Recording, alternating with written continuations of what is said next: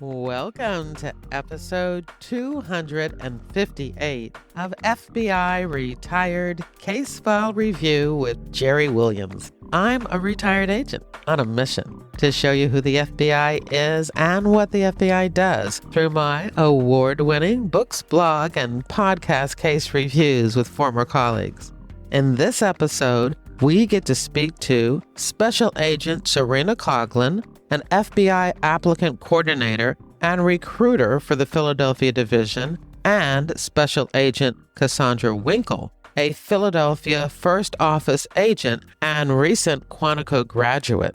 They provide answers to questions sent in by FBI Retired Case File Review listeners. This is part 2 of a 2-part FBI recruitment episode. So make sure you also check out part 1, episode 257, a special agent hiring and training update, where Special Agents Coughlin and Winkle take us through all the phases of the FBI agent hiring process and the FBI Academy training program.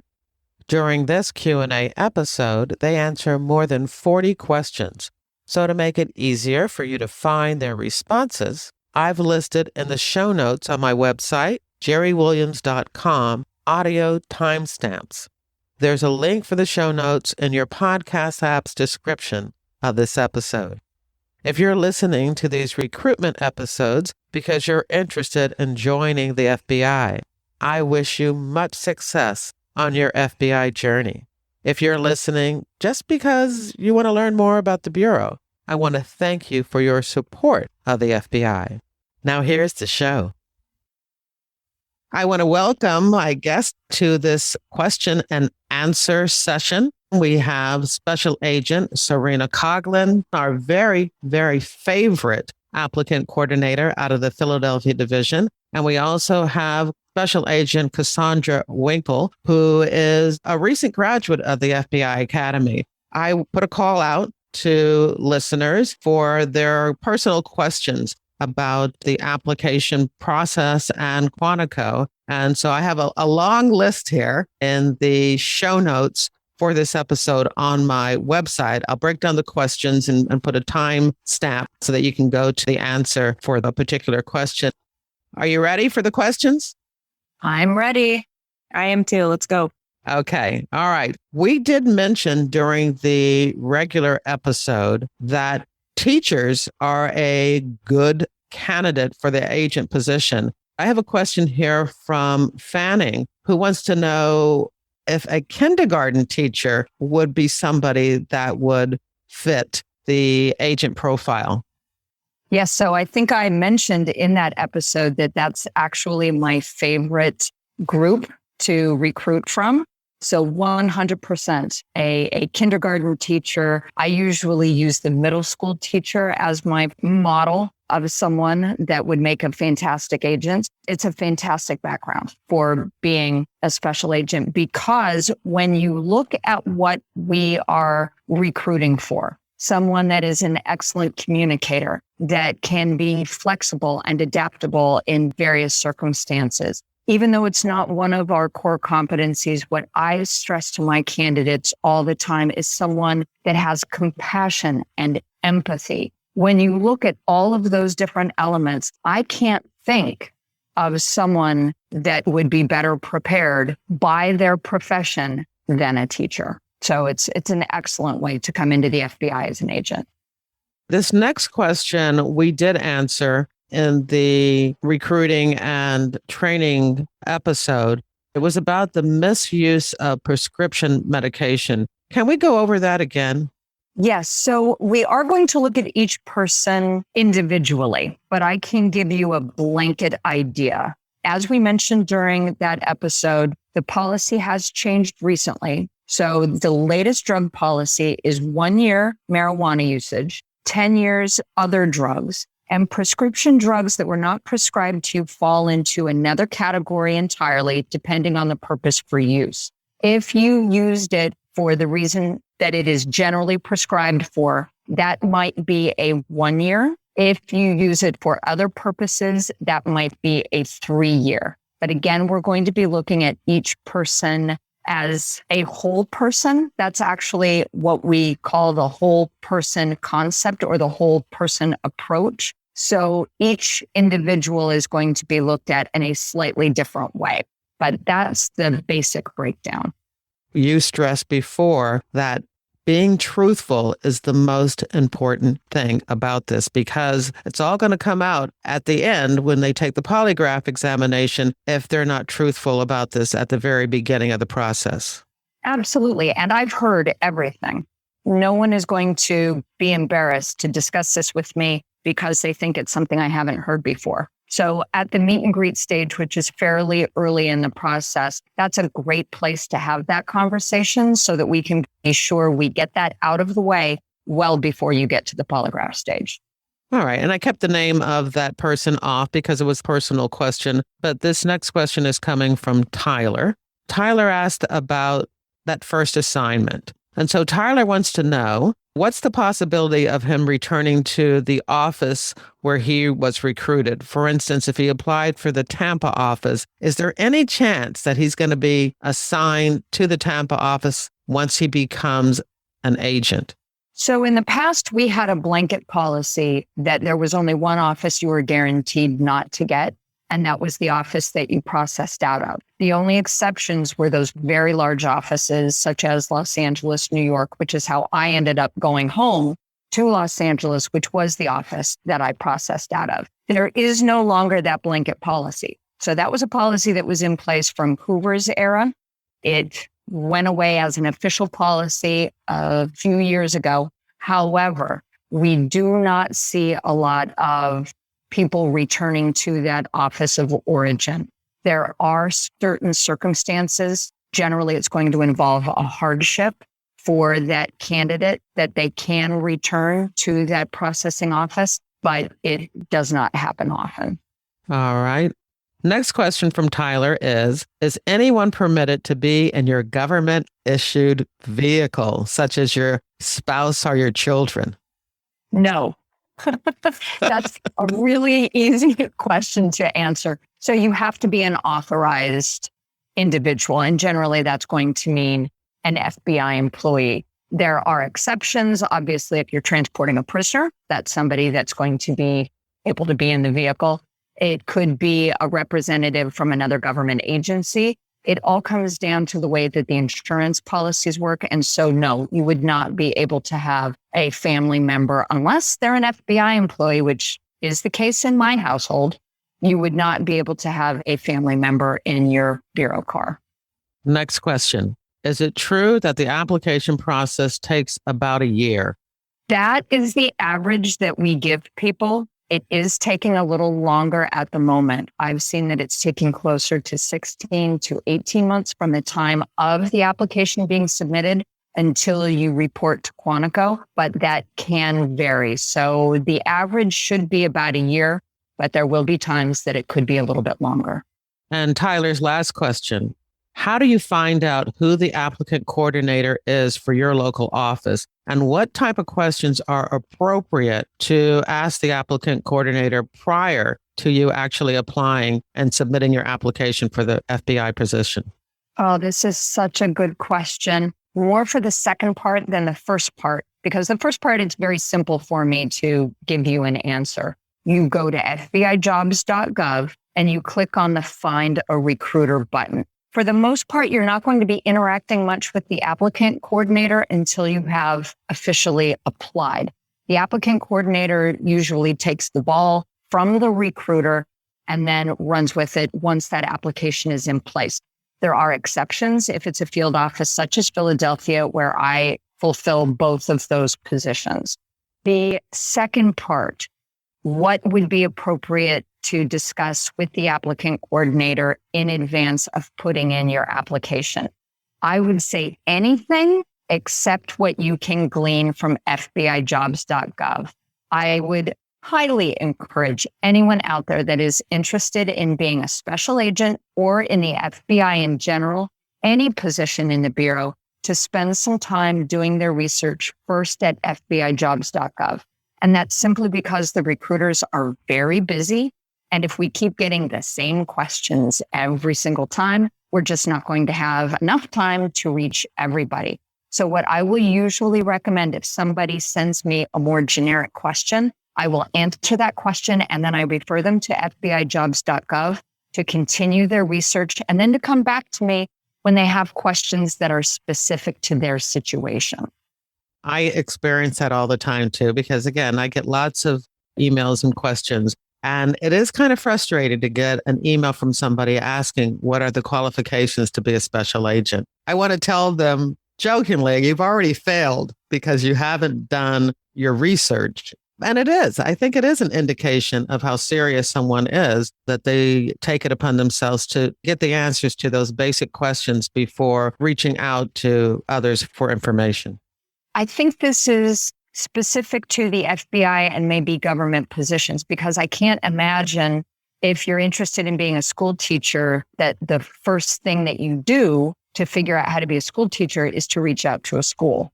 You would probably do some research in advance of that. So doing the research beforehand can really help to tailor the conversation that we will have. All right. These are questions from Katie. And Katie wants to know, does the FBI still assign agents to work applicant matters, or has this function been turned over to contract services?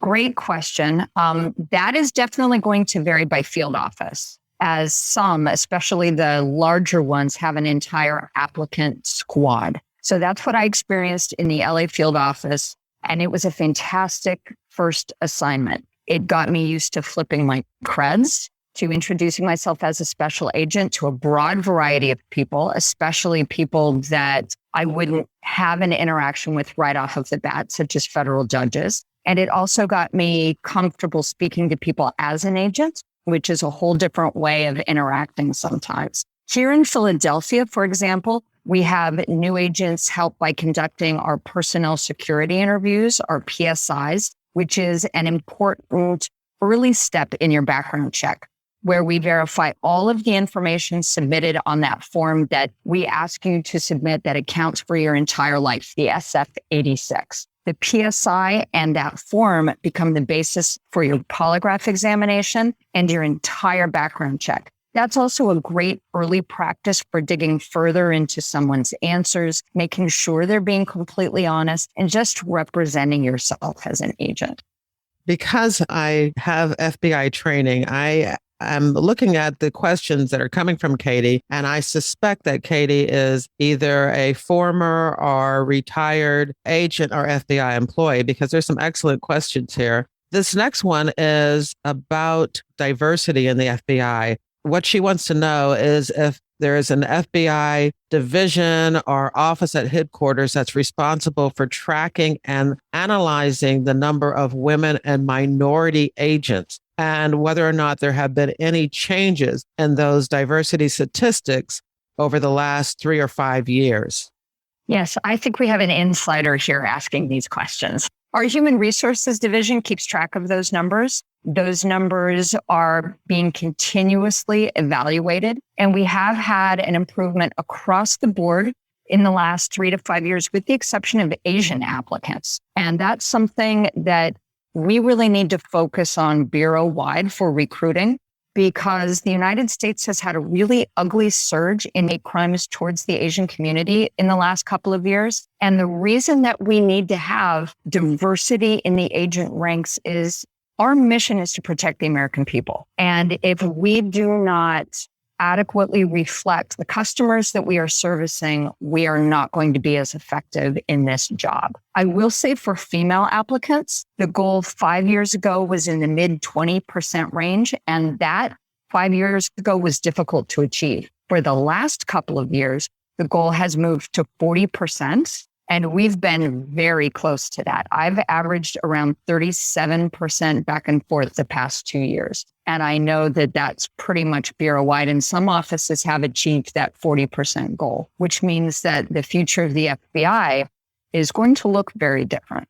Well, and if I can note also, my Charlie class, we had someone there that loved numbers. And so he actually ran the numbers for us. And our breakup gender-wise was about 60-40. So about 60% male, 40% female. And for our 2103 class, that was generally the percentage, about 60-40. which I was pleasantly surprised to see also, even as a former bureau employee, to see that many females there. It was very positive. Well, when I came into the FBI in 2001, women made up less than 10% of the agent ranks. And right now we're hovering in that low to mid 20s range. But because of the number of women going to the academy right now, that is going to change tremendously for the next generation.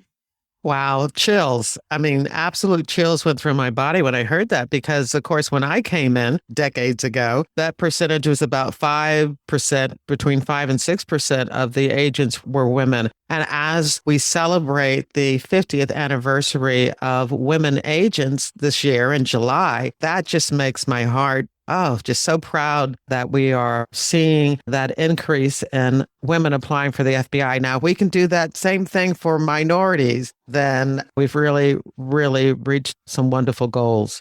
Yes, and we just have to keep doing that. We now have an Office of Diversity and Inclusion. We have an assistant director that oversees that office. We are really doing everything that we can to put out the message that it's important that the FBI has a diverse workforce. You can't talk to a recruiter from any organization that the word diversity is not going to pop up into the conversation, but they often don't talk about why diversity is so important, and also the definition of diversity. So for the FBI, there are multiple levels. It is gender diversity, racial diversity, cultural, religious, life experience diversity, and it's also subject matter expertise and diversity from various professional backgrounds, because the FBI has more than 300 violation sets that we're responsible for. We need to continuously inform ourselves by hiring people from this diverse set of backgrounds to maintain our level of proficiency.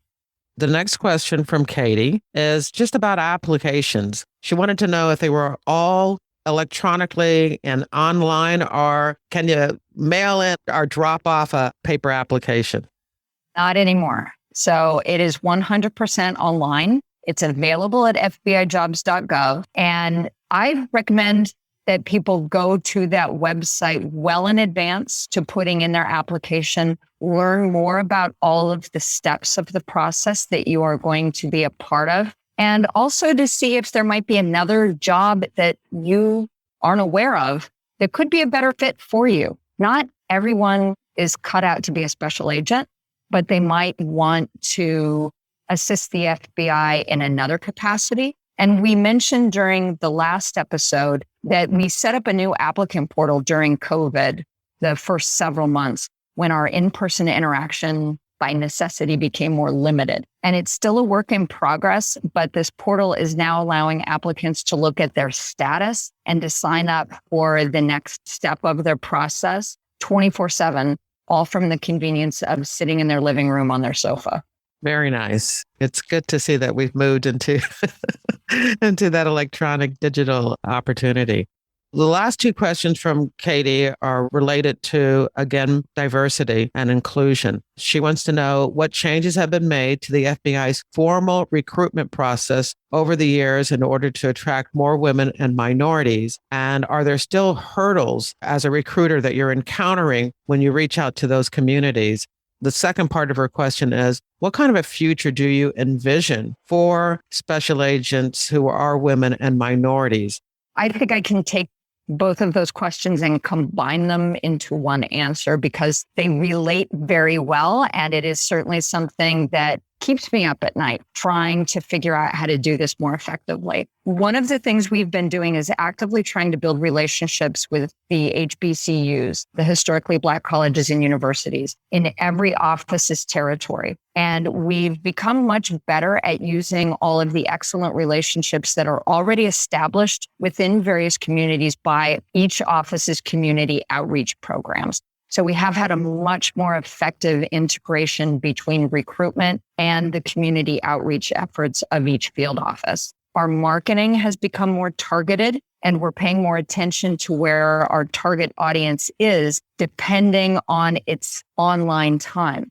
So they're advertising on certain platforms and at particular times of the day and the evening, for example, when women are likely to be present. There are a lot of recruiters that reflect those demographics, Many of the recruiters now are women or reflect the diverse population of the FBI in areas that we're looking to target. And I'm always asking other agents to come with me that can speak to their particular experience, such as a person of color in the FBI or representing a particular culture or background, so that they can convey their specific experience as an FBI employee, which definitely helps during those recruitment events. And then a little more for the second question, I think we'll find the FBI continuing this trend of becoming a more effectively diverse organization because it's what we're seeing in our hiring, and there's no reason to think that we won't continue in this right direction.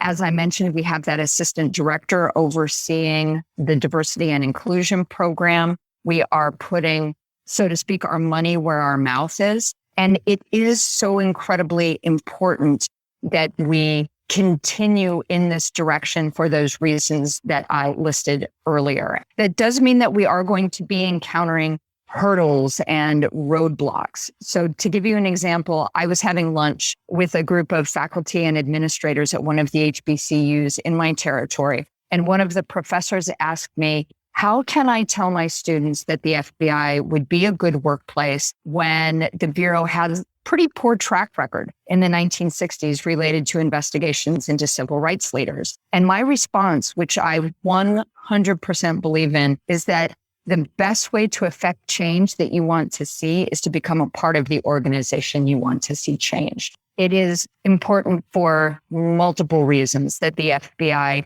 continues this trend of becoming a more diverse organization. I love that. And for me, I take this personally because when I came into the Bureau, there was about 4% or so African-American special agents. And today it's still around 5%. And so the numbers haven't changed in 40 years. Yes, I celebrate my 40th anniversary from joining the FBI in September, and the numbers haven't changed. And it's frustrating. It's so frustrating. Very. Because of that recruitment aspect. At the very end of every episode, I always ask my guest when and why you joined the FBI. And almost all of them, if they don't say, I always wanted to be an agent, they say that it was somebody, an agent, an onboard or retired agent who reached out to them, who saw them in maybe a working environment and said, hey, have you ever thought about being an agent? That's very important that we continue making those relationships. Absolutely. The FBI is both a very large and a very small community at the same time. If we don't utilize the people from the FBI that have officially left the organization, but their heart is still with it, if we don't use them for recruiting, we've cut ourselves in half. These questions are from Daniel. He wanted to know about continuing training, what exists for agents, such as for tactical related things that they've learned at the academy, not just the shooting range kind of stuff, but so he must be in the military, but he wants to know about what other training after the academy, static range and shoot houses and car stops. What other kinds of tactical training is available after you leave the academy? So we're required to not only have quarterly firearms qualifications, but we also have defensive tactics and practical applications training. And that would include things like room clearing, new techniques that are coming from the training unit at Quantico, and also some specialized firearms training, like learning to shoot from inside a vehicle, including through the windshield, which is something that we did a couple of years ago. That was a really fun experience. And we've really been focusing on having this training specific for the squad that you are assigned to. So we're reinforcing this learning with the team that you are likely to be going through the door with, or a search or an arrest. His next question is about the process of changing squads or violations that you're working once you're in the field. Reputation in the FBI is everything. A lot of the movement happens because that squad and its supervisor are already familiar with the work product and the ethic that you've shown. This happens very early, sometimes even before you've entered a field office. It can happen at Quantico. It can happen while you're going through the recruitment process. And I would definitely refer everybody to the podcast that we just recorded with Cassie, where she talks about how a particular field office that she had worked with as an onboard professional support employee really wanted her to come to their office as an agent. That reputation is everything.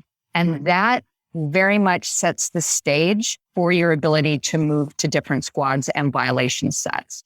So the strength of your reputation for being a hard worker and a team player is a huge part of that. That flexibility to move around in the FBI, to work different violations is probably the biggest perk of this job, because you have the ability to have multiple careers during your 20 plus years, all with the same job title. If I can add on to that, I've had many jobs before I came to the Bureau. I think about 6 since graduating from college, because I'd get bored.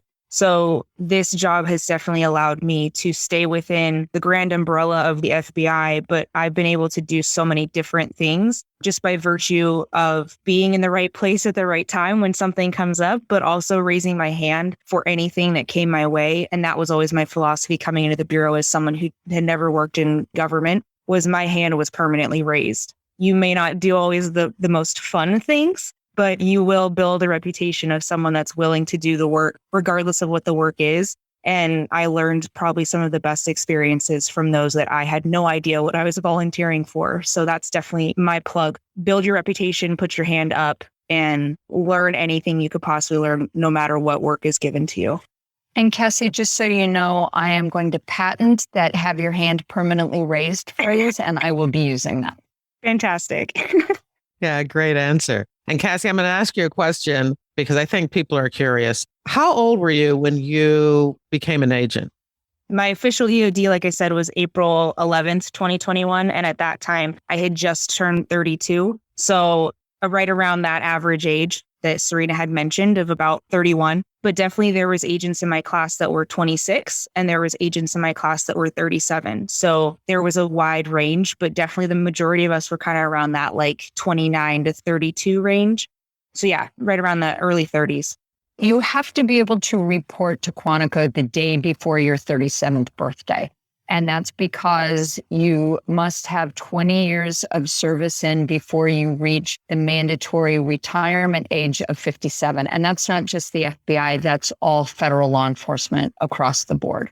People often ask me, well, 37 is really young. That age range was set decades ago when people had very different health habits than they have now.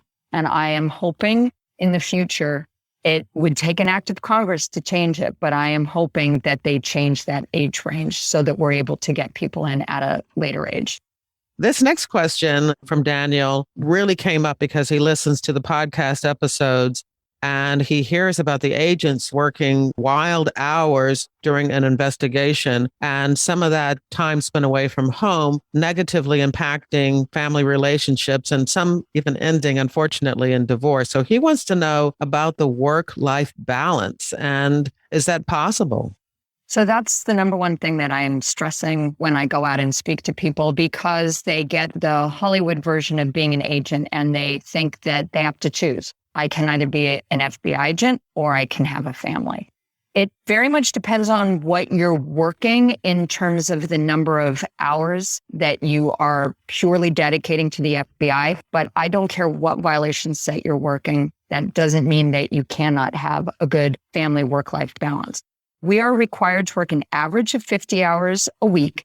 That is incredibly easy to do. It's not like you're sitting in a desk chair for those 50 hours. And absolutely, when your case is really hot, and especially if you're preparing for trial, you can go 7 days a week and put in some really crazy hours. And some squads are going to be more responsive at off hours.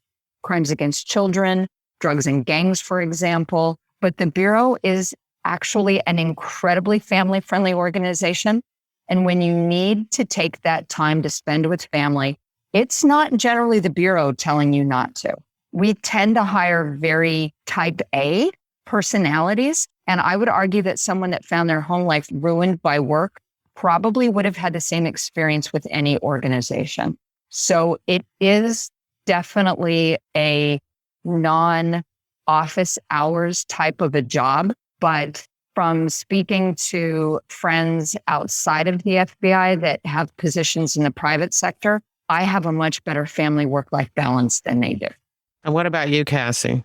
I mean, I am one of those type A personalities. I work until the work is done. And that definitely is my own personal choice at that point. But I've met plenty of people that have a family, have outside activities. They coach their kids little league. They are at every soccer game. So it's very much you structure the life that you want here, obviously around the work. And there are times that you have to show up when it might not be the most convenient. But again, those times I think are far enough in between that you can obviously build that life that you're looking for. I'm a new agent. So when you're new, it's a little different. There's a little bit more, I think, pressure that you put on yourself to be at more things at different hours of the day. But again, I don't see that as negative for me. I love this job. And so the more I can actually, be out there doing things that impact the mission, and I feel like I'm putting in good work. I just have a dog at this point. And so, she forgives me when I'm not home. So this next one is one of those questions that I talked about that I get frequently, and I know that you do. And it's a person asking, this is Sage, and she wants to know if she's ready, if this is a good time for her to apply. And she gives her own personal background and experience about what she's done. And she does have a master's degree in psychology. She's progressing through her hospital position and hoping to gain a director level job. But she's wondering, is that enough? With that brief overview of her background, is she ready to apply now, or should she wait another 2 or 3 years? So I mentioned in our last episode, it's important to start working early with your recruiter. So everything that she listed, it sounds like she has met all of the qualifications in terms of the minimal qualifications. But everything in this process comes down to that phase 2 interview. That's when you'll need to articulate how your life has prepared you in those core competency areas. And anyone who has listened to any of these podcasts that we've done knows that the competencies are key to progressing through this process. We don't hire skills. We hire character. So meaning those key traits. You have to be able to relay how your life has prepared you to apply those traits in the role of an agent. We don't care how fast you can field strip a rifle. The law enforcement skills, we take care of that at Quantico. But how well do you communicate with people in difficult circumstances? Can you tell me about being flexible when stakes were high? That's what you have to do in that interview. And don't worry about making your application or resume stand out from the crowd. Agent applicants don't compete against each other. Your only competition in this process is yourself. The next question is from Jim, and Jim is actually a retired agent asking for his granddaughter. She meets the requirements of both the agent position. She's working for a major accounting firm and she has a bachelor's and master's degree. But it sounds like she's not sure whether she should apply for the agent position or the accounting financial analyst position. How does a person decide what's right for them when it comes to professional support position or an agent position? What do you see the main differences other than salary? Because I think an agent makes a lot more, but they can't base that decision just on money. No, and it's probably the first question that I ask when somebody expresses an interest in the FBI. I explain that there are 2 main pathways to coming into the Bureau. There is special agent, and then there's everybody else. And each one of those everybody else professional support positions will have a different set of qualifications. So I tell people, don't just think about what am I qualified for, but think, what do I have a calling to do? Because being a special agent is significantly different from every other position in the Bureau. You have the responsibilities of a law enforcement role. You will be carrying a weapon, which by default means that you have to be willing to use that weapon in deadly action. You will not have the same lifestyle as a law enforcement official as you would on the professional support side of the house. And for each person, that's going to be a very personal question. So I can't really give a default answer other than you really do need to determine more, what kind of a job do I want to have in the FBI? It's more, do I want to have that law enforcement role, or do I want to contribute to the mission in another way? There are some questions here that we've answered for the agent position that Jim is asking for his granddaughter, such as when you're talking about being an analyst, are they transferred around the country? Can they choose their office assignments? And once they get to those different offices, do they receive the same locality pay that we talked about and overtime pay that agents have? Locality pay, yes. Overtime is going to be different. For the most part, agents don't make overtime. So we make that availability pay, meaning that we work an average of a 50-hour work week and we are available at off hours. So overtime is a pretty great rarity. Because analysts are non-sworn personnel, they make overtime or compensatory time called comp time when they go over their hours. And then comp time can be taken later as time off. And then in terms of the transfers, intelligence analysts are different than people that hold other analyst roles. You are subject to transfers. But again, the vast majority of transfers in the FBI will be voluntary transfers. With the exception of the IA role, for the most part, analysts are going to be assigned to field offices. So Cassie mentioned in the last episode that she was unique as an SOS, a staff operations specialist, so a tactical analyst being assigned to headquarters. That is not the case with intelligence analysts. Most of our intelligence analysts are attached to headquarters. And then after spending some time at headquarters, often they will move to a field office. It's a little bit different with a financial, like a forensic accountant, because those individuals are generally hired by the field office that they're assigned to. And they will have the ability to move around if they want to go to another office and there's an opening in that space that they fulfill those qualifications, but it's not the same thing as an agent. All right. Ashley has two interesting questions. She writes that she's a licensed attorney who has her own law firm. And so in general, I think we can address this as somebody who's running their own business. They're self-employed. And she's just wondering how that is going to look on her application when it comes to work experience. She doesn't have a supervisor. Is this still considered a professional job experience when you are self-employed? Absolutely. I love hiring business owners. They tend to show the best initiative. When you go through that list of core competencies, there's no way you can be a business owner and not have to continuously be flexible and adaptable and have great planning and organizing skills. So business owners, absolutely.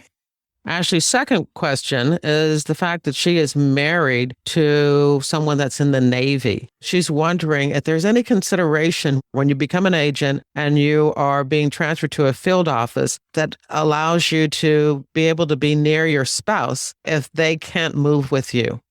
So there's consideration of a spouse that is serving in the military or in another government role. It's considered almost a hardship transfer versus, oh, my spouse is CEO of a big company and makes a lot of money, so we don't want to move. Military spouse location, other government employment, they are both taken into consideration because those individuals are already serving the country. And if they aren't able to transfer, we look at that for our new agent going into a field office as more of a hardship transfer.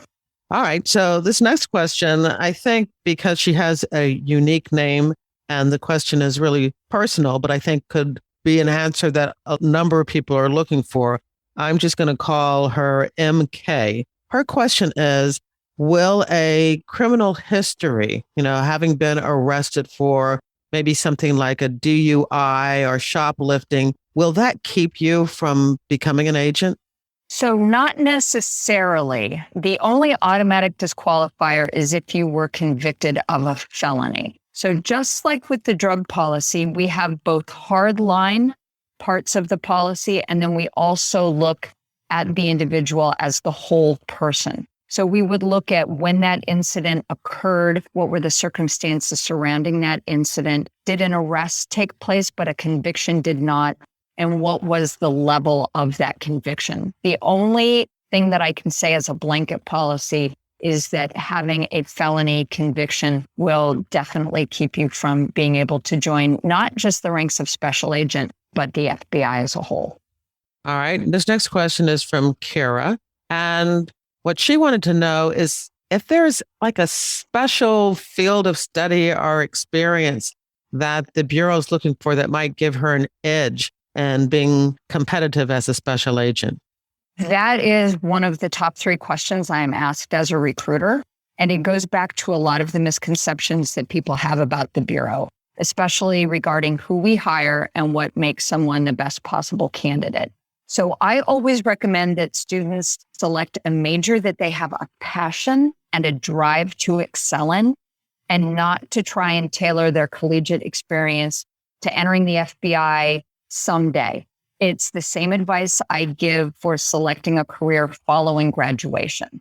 So unlike what most people believe, you do not need to have previous military or law enforcement experience to be considered competitive for special agent.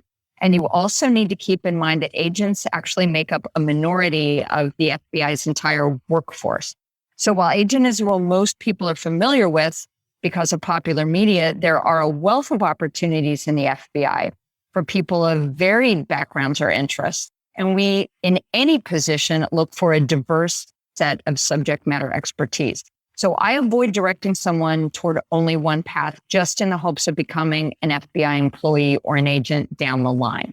Imagine if I told you, go be an accountant and you're terrible at numbers. Now, not only have I set you up in a career that you don't want to have, you're not going to be effective in it, which means you're not going to develop in those core competency areas that will actually help you to get through the process.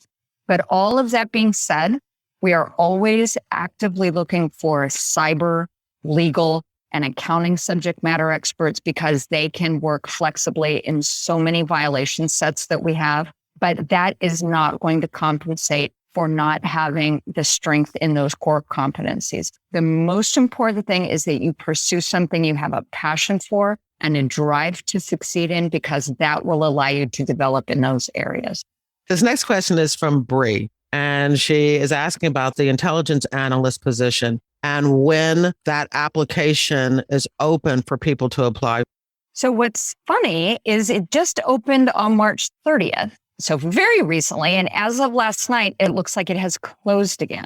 So that may mean that they've hit the max for the number of applicants they were looking for. And that was really fast. That's why I always tell people you have to check FBI jobs daily, because things can come and go very quickly. In my experience, I have usually seen the intelligence analyst position open once a year, and it always seems to be around the early spring period. One more time, this is where developing a relationship with a recruiter is a good idea, because we may know when those openings are coming.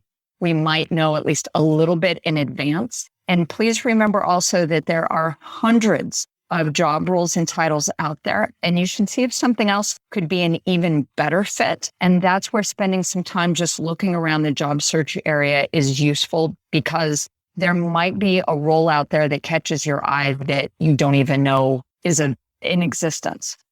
And this question really backs up what you're saying, because I had this question from Bree. You had it because we were preparing to do this. And when you found out it was open, you let me know and I let her know. So hopefully she jumped on it right away. But again, having those contacts and being in touch really is an advantage if you can make those connections. Absolutely. This next one, there's some basic questions here, but we'll answer them anyway. But this is the sort of thing that you really could go on to FBIJOBS.gov and get the answers to. The question is about 20/20 vision and height restrictions. Yes. So there are no height requirements. And in terms of the vision, it must be 20/20 in one eye and no worse than 20/40 in the other. And that can be either corrected or uncorrected. And there are some restrictions in place in terms of soft contact lens usage, or if you had surgery and how long you have been using contacts, or how long it's been since you had the surgery. So do your research in advance about the vision. But as you said, all of this information is available at FBIJOBS.gov. And Mary, hello. Mary and I have been in contact before, but I just did think it was necessary just to remind people that there are some questions that you probably get an answer to without waiting for an opportunity like this. The next question is from Jenna. We've answered one, and that's about the hiring process, how long it typically takes. And you told us about a year. And this is a great question. At Quantico, while you're at the academy, are you able to communicate and see your loved ones? So I want to tell you about what's officially going on, and then I want to give Cassie a chance to chime in on this. But absolutely. The standard guidance is that you're able to go home for weekend overnight visits after the third week, as long as you're meeting all of your training requirements. Now, that's something that Cassie wasn't able to take advantage of because, as she mentioned in the last episode, she was one of the last COVID classes. So I stress to candidates, particularly in these unprecedented few years that we've had, that policy can change, but there's absolutely always email and phone calls as well.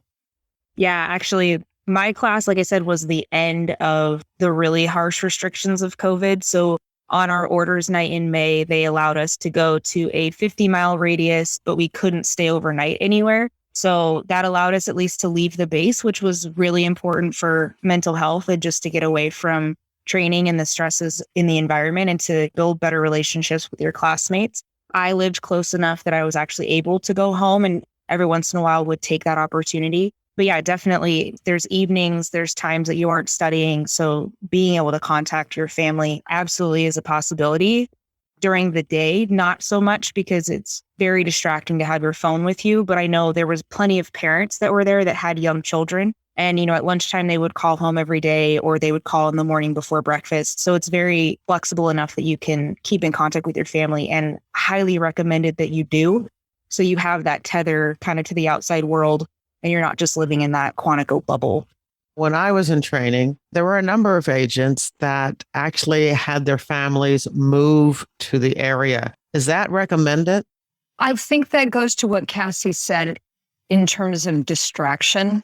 If you are only seeing those family members on the weekend, that's one thing, especially if you are not from the East Coast. So when I went through Quantico, here I am, Southern California girl.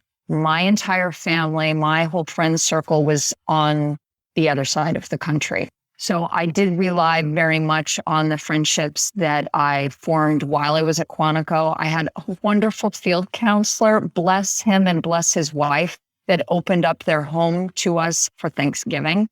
And they hosted over 20 of us for Thanksgiving dinner, those of us who weren't able to get home. I would say that would be on a case-by-case basis, but you do need to be very focused while you're at Quantico, and keeping distractions to a minimum would be recommended. So I guess it depends on whether you would be more distracted by having your family nearby or less.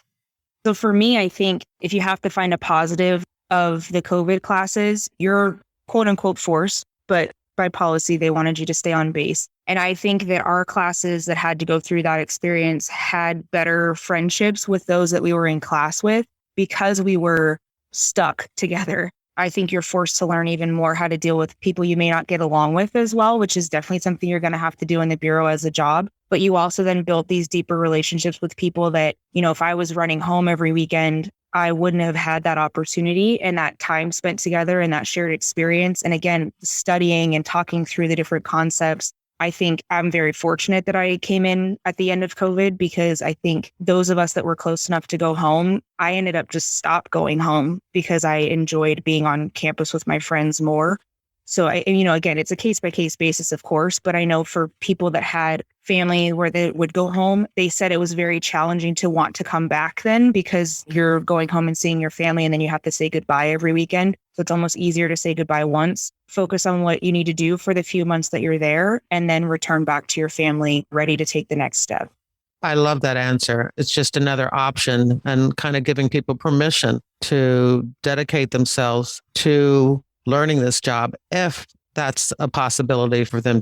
Jenna's other question that I'm going to answer, I think some of them we've already answered. She wants to know about determining your specialization. Like I did specialize. I worked mainly economic crime and corporate corruption during my entire career. How does an agent specialize? I think that's a pretty organic process. It's a blend of what have you had the opportunity to work that you discover, I'm pretty good at this.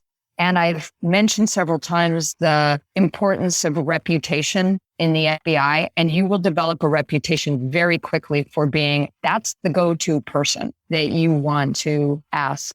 I have for the last several years been the cyber safety presenter for Southeastern Pennsylvania, because when I was on the cyber squad, we were always getting requests to go out, speak to middle schools, grade schools, high schools. And a lot of people on the squad, they maybe weren't comfortable talking in that environment. Some of them were just very, very busy. And I became the default presenter for that. And now I get requests even from other field offices to do that. It's a very organic process. But in terms of where you're going to initially be assigned, it is very much the same as first office placement. Where are you needed? Sometimes professional background can play a role in that if you had a very specialized background or capability, but it's often just where there's an opening. But after that first assignment, that's when your movement as an agent really does have reputation come into play. So there's always a balance of what does the Bureau need? What am I requesting? What is the reputation that I've developed that gives me the key to that door? And additionally on that, I mean, I've thought about it over the last few years that I've been in the Bureau. I couldn't have forced the career that I've taken. I couldn't have set myself up to get the experiences that I did. A lot of it is luck, being in the right place at the right time. A lot of it is reputation of someone knowing that you're reliable, that they can call on you at any moment and you'll be there. A lot of that is just the willingness to raise your hand for stuff that doesn't look that exciting on paper, but then it leads you to these other things that you would have never thought you would have enjoyed, or that it brings out a different side of you that you didn't know you had. And so again, I go back to my plug of always your hands permanently raised, and you take any experience that is offered to you and you run with it and you make it your thing. And if it ends up not being your thing, you try something different. But a lot of times you're able to maneuver the Bureau in ways that, again, I couldn't have set myself up and forced the things I've gotten to do. The next two questions are from Megan. I'm going to just say the question and let Megan know that we have answered them several times. She was asking about the PFT and what happens when you don't pass the physical fitness test the first time. And then she also asked about transfers and how it's determined what field division. So we've answered those questions, Megan, and they're within this Q&A and also in our main episode about the process in hiring. When I read those questions, my first thought was, where's your applicant coordinator? I had to say this, though, and you've seen some of those letters where they can't get to the applicant coordinator. That frustrates me also, because my applicant coordinator was fantastic. And I can't imagine being someone from the outside and not having someone that will respond. It just seems so stressful. We really need to address this because I get it a lot.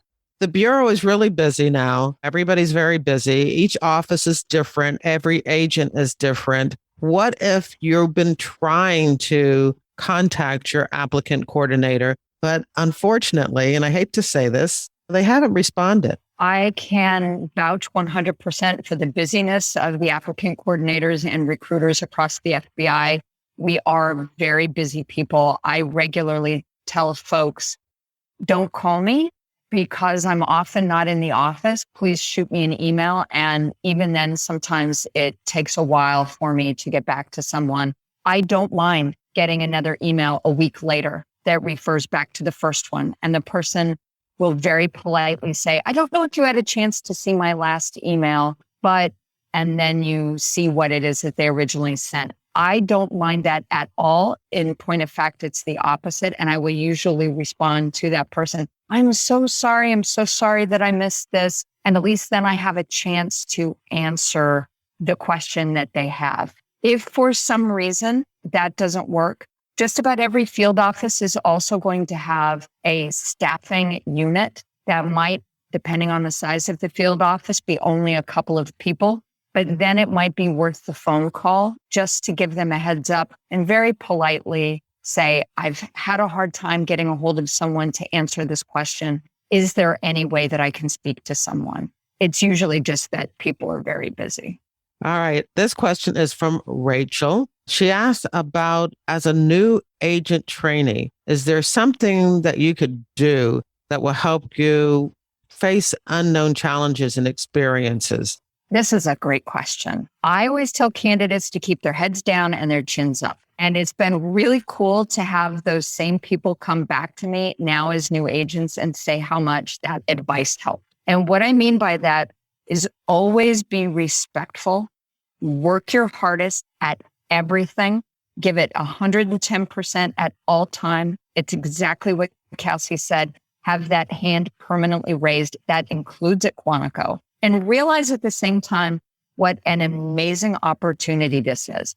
And you don't want to blow it by doing something foolish or something that lacks integrity. So something a newer agent said recently to me that was absolutely brilliant was, remember that these classmates are friends second and coworkers first. But at the same time, you need to enjoy the process, embrace this experience, and realize that you have earned your place there. So keep your chin up. This isn't lottery. It isn't luck. It isn't an accident that you've made it to that point.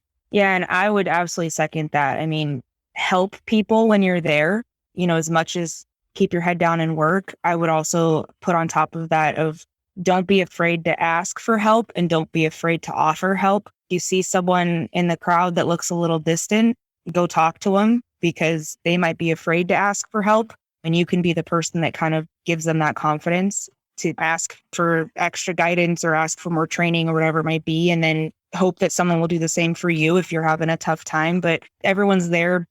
Again, I've said it a few times because they're there for the right reason. And so taking that experience, work very hard, ask lots of questions. But in the end, you're there for a reason. No one just falls into this job accidentally. And I still revel in the fact that I get to do this job. So understand the importance of it, but also don't sell yourself short that you don't belong there, and continually remind yourself that you've earned it. You have a right to be there. Fight for that right. Rachel's next question is a really interesting one. And I think it goes to a person deciding whether or not the special agent position is right for them. She's said that she's been warned that a job like being a special agent with the FBI can change you, that being exposed to a world of crime and prosecution might take a toll on your mental attitude or your healthy optimism. This is way beyond a recruiting training question, but I think it speaks to that decision that somebody has to make when deciding to do this job. So what are both of your thoughts about it? I think a lot of that is also the Hollywood version of being a special agent. We're not all sitting in some dark basement drawing string charts. However, having a strong support system at home is absolutely key. And that includes having friends outside of the FBI to remind you that not everyone has these same experiences and perspectives. It's very important that you have outside of the Bureau friends. When I was in the Los Angeles field office, I had my entire friend circle that I'd had my whole life. But then when we went to the Baltimore office, which was a new location for my husband and I, we had to create a whole new friend circle. And he was really mindful of it. He started to play volleyball with a group of people. And we developed a whole new friend circle that way, because it's really important that you have people outside of the FBI. Hobbies help. Make sure that you are engaged in something that you really enjoy that's totally unrelated to work. I wholeheartedly agree with all of that. It's very easy to get sucked into you work and you hang out with the same people that all have the same job. And there's positives and negatives to that. But definitely, I think if you're taking this question in the context of if you should do the job, I mean, it's a fantastic question. And I would say absolutely that it's going to change you.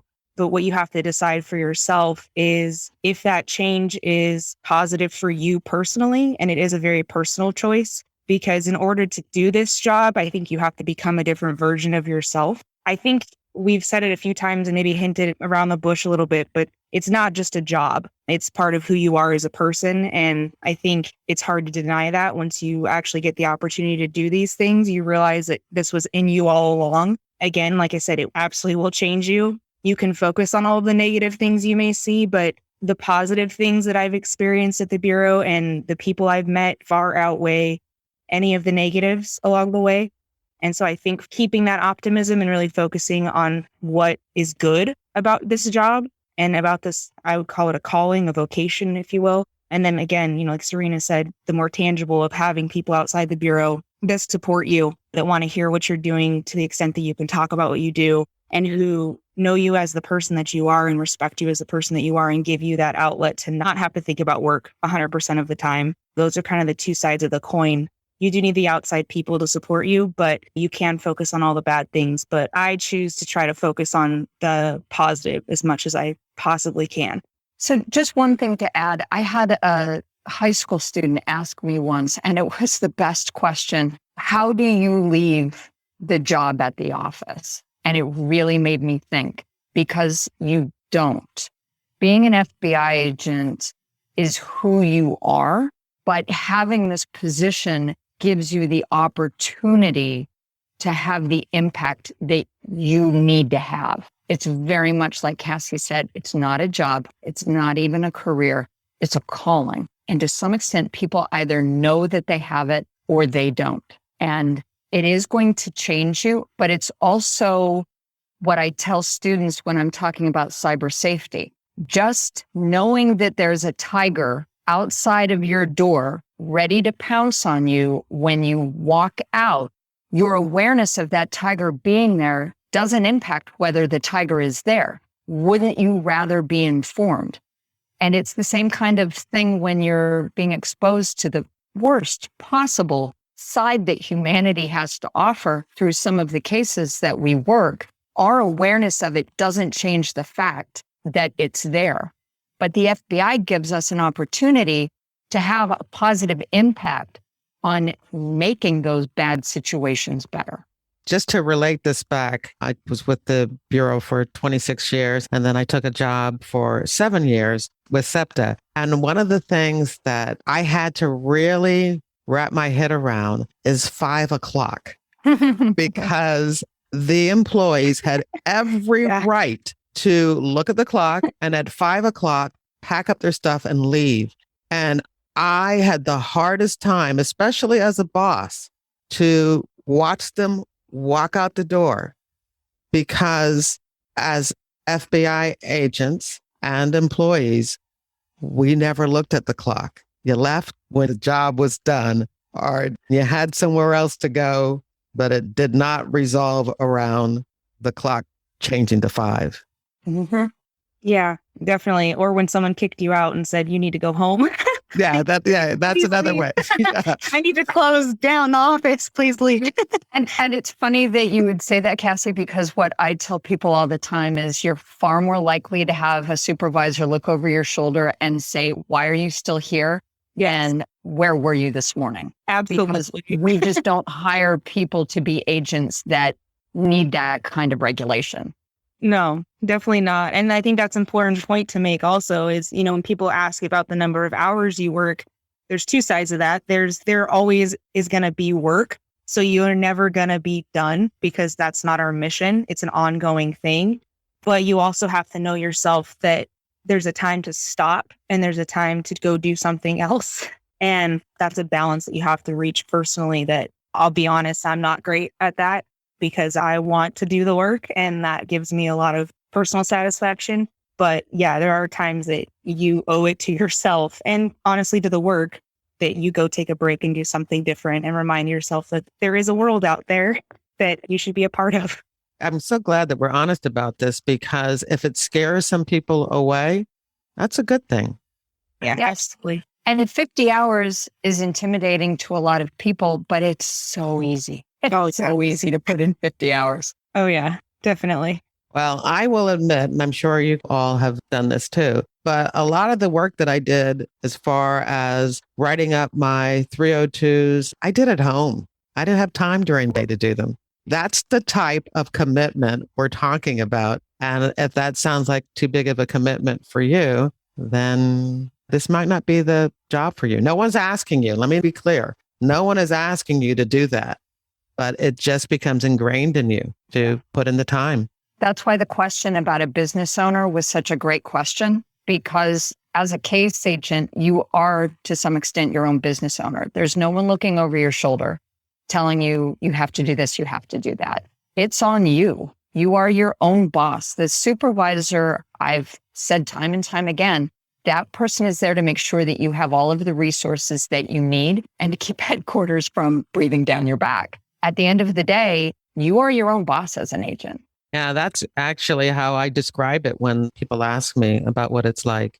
The next questions, and we're almost done.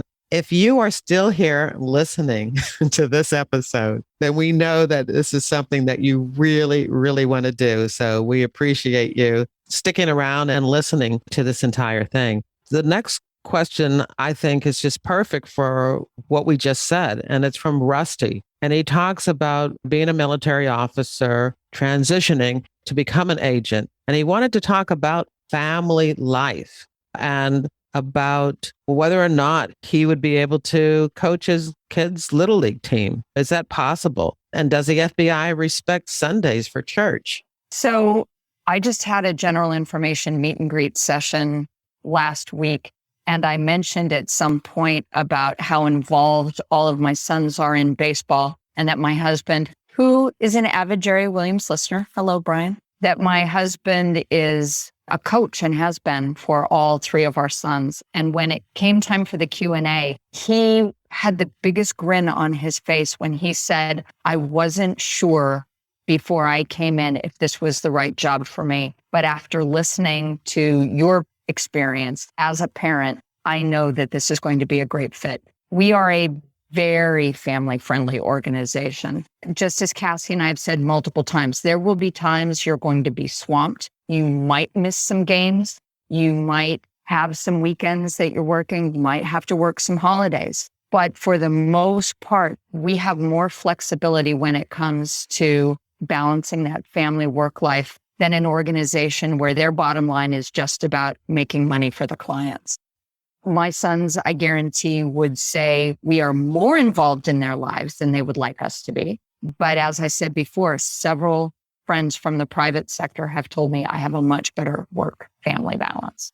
Yeah, because as you said, we're the store owners. We own the business. So we can decide when the business opens, when it closes. We can decide what days that we need to work. If you have something that's going on, you're maybe trying to get a witness or a victim interview, and they can only do it on a Saturday, then that means that next Tuesday, when they have the parents taking the kids out for an activity and they need a chaperone, well, then you can go now because you're going to work on Saturday instead. And you have that flexibility. So yeah, my girls played basketball all through high school and college, and I missed very, very few games.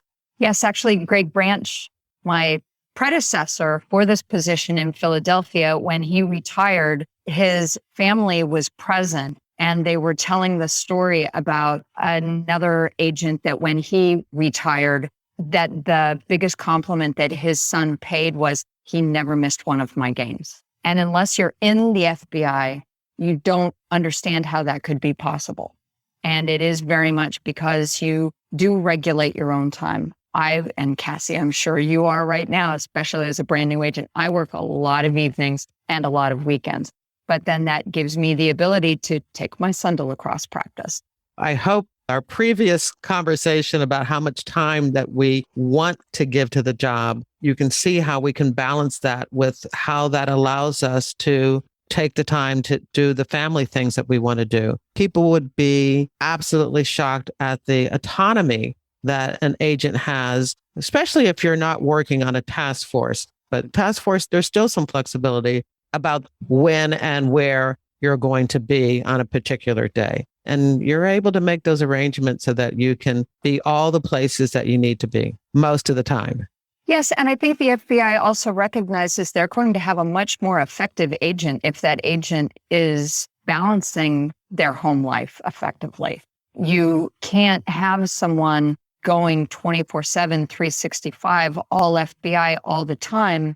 It's just not healthy. We have a leave ceiling for a reason, that you're forced to take vacation time. Those people that we scared away, I hope we pulled some of them back. And again, also, a lot of this is all about timing. There may be times for trial prep, pre-trial, that you are running constantly, definitely. But you'll be able to, once that trial is over with and you get that great result that you worked so hard for, then yeah, now you can take off, take that leave, use that leave, and hopefully make up for lost time. All right, we've got just 2 more sets of questions coming up, and then we're almost done.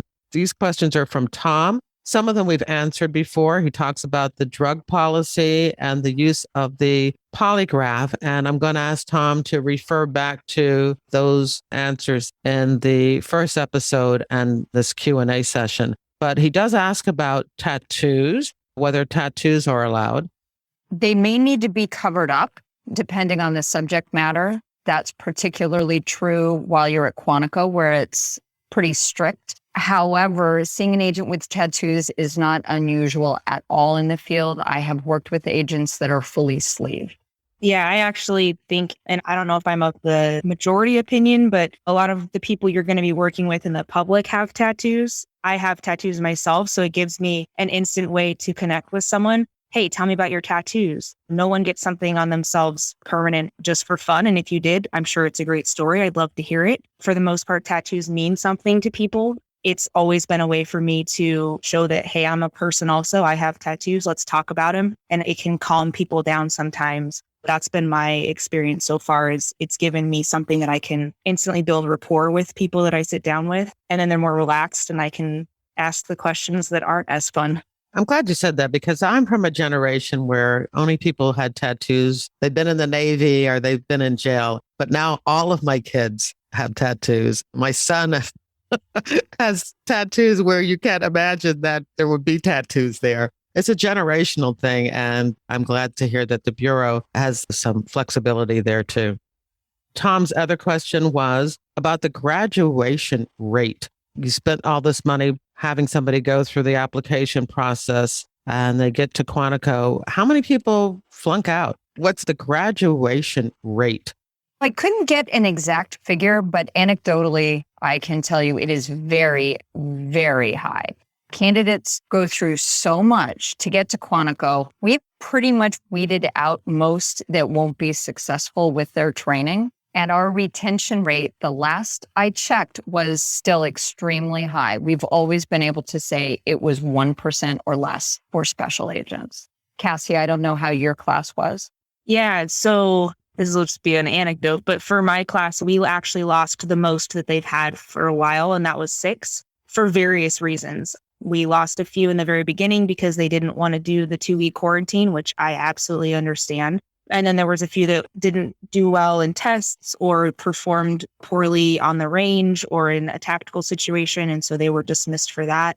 It's a variety of reasons, but definitely the academy's there for a reason. It puts you in a high stress situation. It puts very high stakes. It's your job, it's your livelihood, and it puts you in situations that potentially you may have to endure in real life in a safe space. And if you aren't able to perform in that environment, then absolutely, it probably isn't the job for you. And that's the place to find out rather than you finding out when you're on the street. So I know for people that have been dismissed from the academy that I've kept in contact with, while it was difficult in the moment, it ended up being good for them because they realized that rather find out there in a safe space than potentially getting someone hurt or hurting yourself or having it be a different kind of problem. Thank you for that. I think that's very, very helpful. All right, we are down to our last set of questions. This is from Brett, and they all involve the mechanics of that transfer. So you've got the transfer letter, you're at the academy, He wants to know, what are the living arrangements? Now that you've got this assignment, you're moving from one location to another location. How much does the FBI help? I'll go through all of the questions and then we can address them together. Are there services that are provided while you're at the academy to help you locate housing and apartments at your new field offices? Or does the field office do that? Do most agents look to rent an apartment, or do they purchase a house if they have a family? The location would be a huge factor because it would be more difficult for people who end up in, say, San Francisco, New York, Boston, or LA. Is there a way to offset or find relief for that high cost of living in those areas? Other question related to this is, when you do have that new assignment going to a new city, does the FBI assist you in being able to break a lease or sell your house in order to alleviate some of that stress, that relocation stress? I will go through these, but Cassie, please jump in, especially as someone who just went through to see if there is a service available that I'm not aware of that could be newer. But it's my understanding that there is no official service while you're at the academy, but most offices do reach out to their incoming agents to offer a point of contact from the squad. That could be your supervisor, it could be your training agent, and that individual can then provide things like logistical support. And I always offer to help both the agent trainees and their families until that type of support comes from their first field office. There are a variety of different systems in place, but they're not necessarily official. Cassie, has that changed? In my experience, there isn't an official avenue for that, but this is where the magic of the Bureau kind of comes into play. You're with 200 people. They all came from somewhere. And there's usually someone who's aware of or has experience in the place that you're going. I definitely was very fortunate. I had a lot of people that had lived in Philly before. They gave me, don't live there, live there. You'll need a bulletproof vest if you live there, but this is a great area. Or, oh, you're young and single, you should live here. Those types of conversations organically happen. The field office, when they reached out, they gave me a lot of insight also. But yeah, definitely use the Bureau. I mean, that's how you start networking with people. Where did you come from? Where are you going?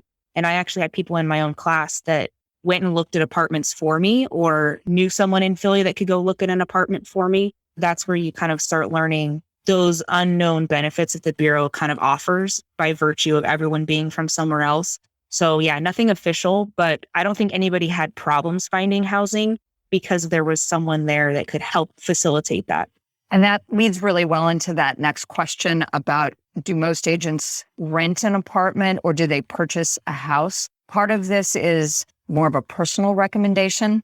I always suggest that people wait to establish themselves and that they rent until they're more familiar with that new home area, because a lot of advice comes from those first few weeks with your squad mates. This is where a lot of us live. This is a good school district. This is a good commute time. And you don't want to make a major investment in something as enormous as a house and then discover too late that you'd rather be on the other side of town. That's just a personal recommendation. And that's the recommendation I got also was, until you know the area, don't sink yourself into something, because it happens very frequently that something looks really good on paper, especially Philly. Something looks really good on paper and then you walk around and you're like, I don't know about this. It just depends. It depends on your situation. Obviously, I can't speak to having kids and trying to find a school district and all of those stresses. But for me, at least, I did not want to buy right off the bat.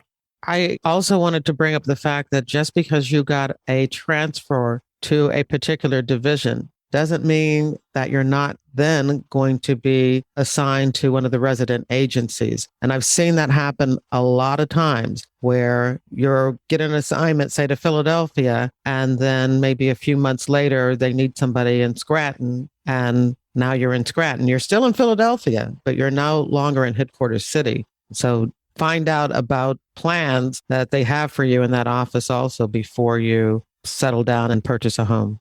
Absolutely. And at least now with the advent of things like Airbnb, I have a friend from the Philadelphia field office that was on the professional support side. She just received a new position in Los Angeles, and she is doing an Airbnb for the first month or so until she gets to know where she wants to settle. It has become easier with the rise of those types of services to do things almost week to week. One of my friends from my class got Philly, but he's in State College. And those are very different places as far as finding housing. So yeah, I would absolutely wait, get your orders or get excited, but wait, because you might end up moving someplace. And some of the RAs, depending on the office, we talked about Sacramento, Fresno is hours and hours away. It's very different than living at headquarters city zone. A little bit of patience there also while you kind of get established is, for me, I've seen it be the best route. The follow-up question that he had was, if you are in an office and then you do get transferred, whether that was something that you volunteered to do or not, at that point, does the FBI step in and help you break a lease or to sell your home? If you aren't able to sell a home, there is a government buyback program, but the house is usually evaluated at a much lower cost than you would get on the regular market. As I said before, in almost all cases, a move is voluntary, which typically means you'll at least have some notice that it's coming. But there are various assistance programs for transferring and moving, including covering closing costs and having a professional moving service to box and transport your household goods. I wasn't able to get a definitive response regarding breaking a lease. However, you are going to have those official orders in hand that you would be able to show your landlord. I know just from a personal situation that it helped to let that landlord know that this was not a typical circumstance and that the individual that was renting that particular location was an FBI agent. That did make a difference. There are various support programs if you are going to be transferring to another office. One of his questions did talk about offsetting or finding relief from the cost of living. And you did mention when we talked about salary, about locality pay. Yes. So the locality percentage is higher, which is a help for sure for the higher cost of living areas. And that's another reason that it's important to wait before buying a home, because you could get advice about a hidden gem of a neighborhood by people that are already there. And that can take a little time to establish those relationships before you find out about those neighborhoods. And the other thing is there are bonuses for going to particular very high cost of living areas, Los Angeles being one of them, San Francisco being another, New York. So there are a handful of offices that if you do have that office, there is a little more of a one-time payment to help to offset that initial cost. I didn't know that. All right.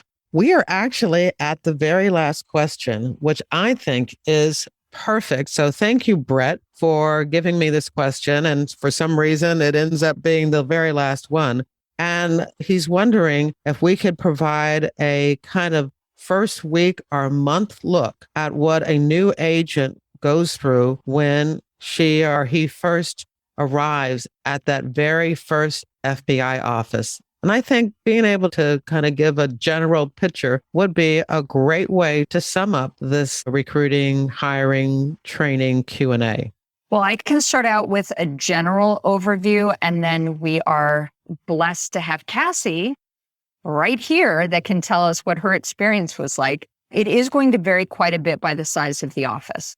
So all new agents have a training program for their first 18 to 24 months, and most will have a training agent assigned to them to ensure that they get exposure to certain elements early in their career. But at the same time, and again, this depends on the field office, you could have a bucket of cases right off the bat.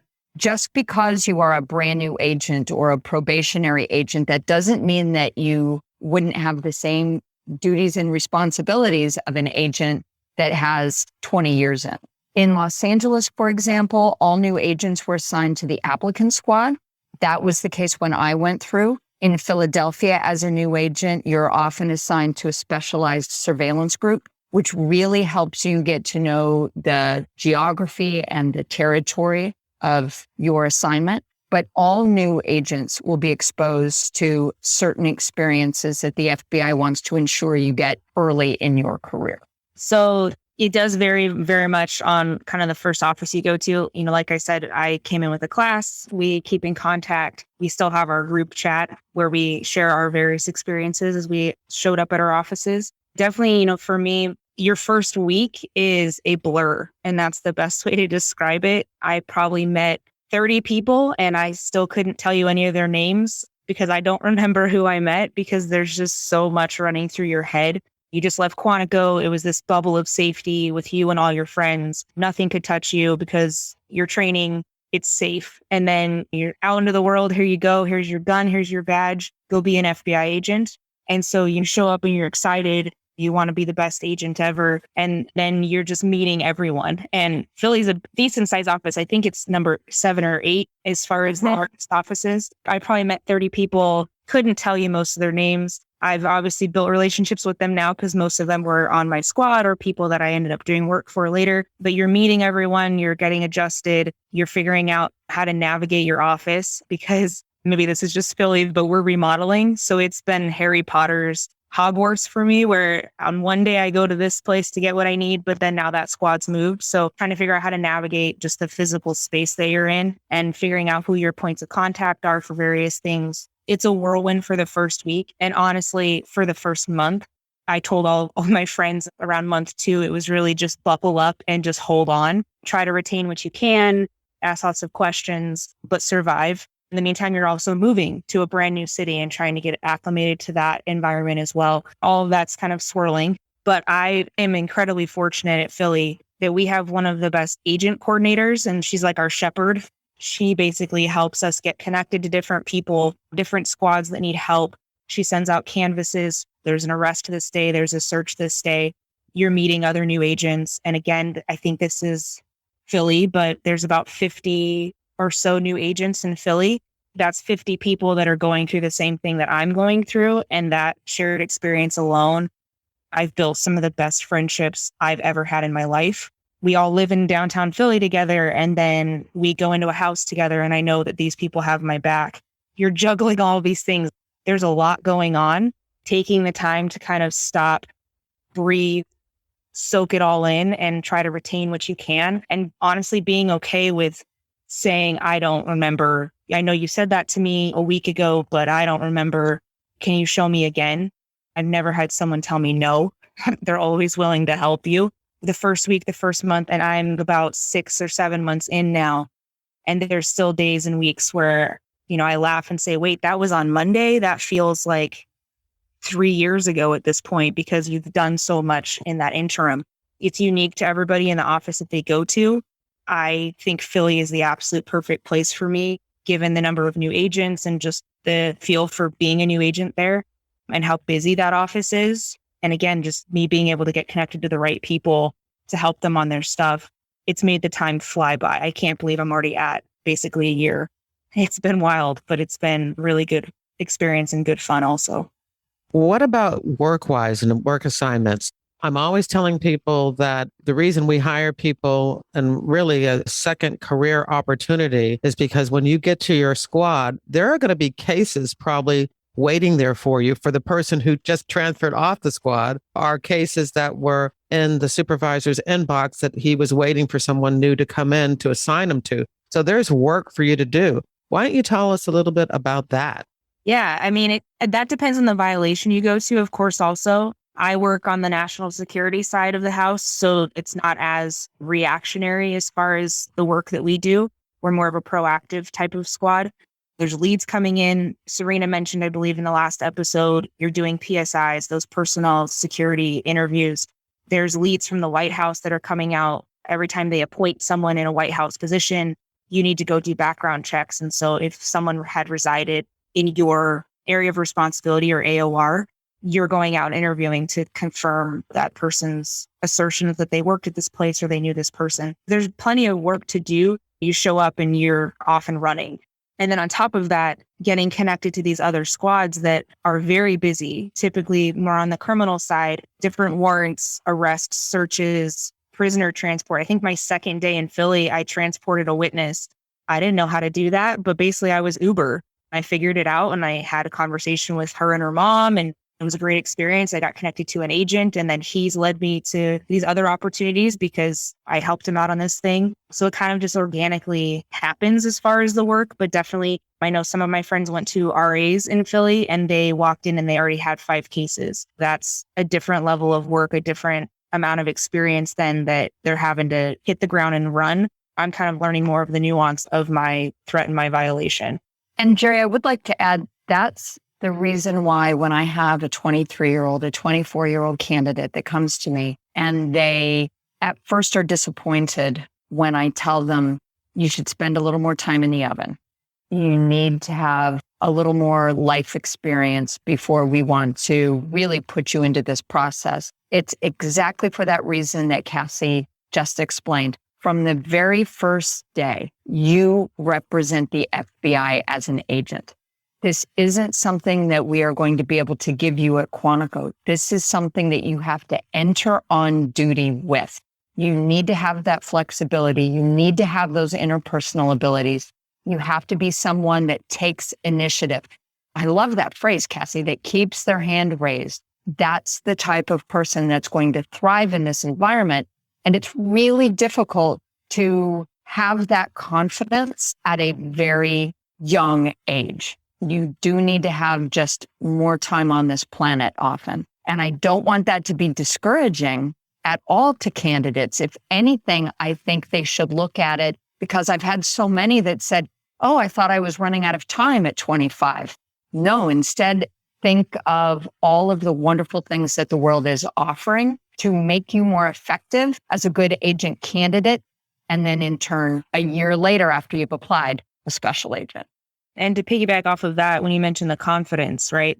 This is going to sound braggy. I've had to teach myself how to advocate for myself, but I'm very good at talking to people. I'm not afraid of walking up to a random person, but it's different when you flip your creds. It's a very different level of confidence and experience that you need to have. But the thing is, the person you're showing your creds to doesn't know how long you have in. They just see the blue FBI and the badge and they go, oh my gosh, this is the FBI. So you have to really exude that and get used to that you're not just a person now, you're representing something that's so much bigger than you. And the reputation of the FBI is behind you. Even if you feel like you have no idea what you're doing, the person you're talking to thinks that you do. So you have to kind of rise into those very big shoes to fill.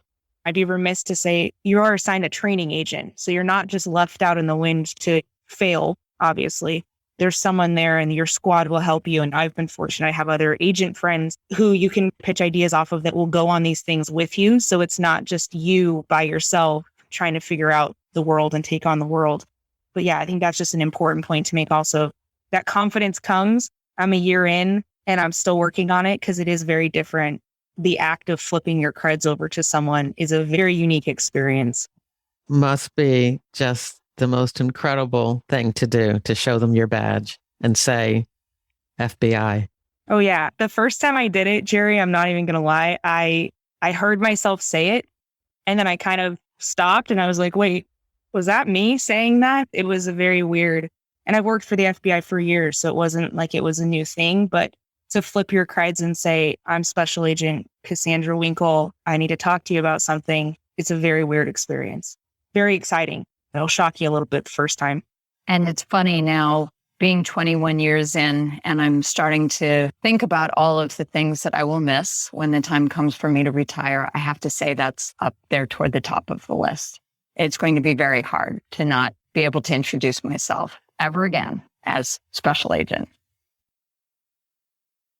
And that's the end of the interview. There's a link for the show notes for this interview in your podcast app's description of the episode. In the show notes, you'll find photos of Special Agents Cerena Coughlin and Cassie Winkle, including candid shots taken while they were attending the FBI Academy. There are links for FBIJOBS.gov and the FBI's core competencies, as well as diversity stats and audio timestamps for the questions that were answered during the interview. You'll also find a link to other FBI retired case file review recruitment-focused episodes.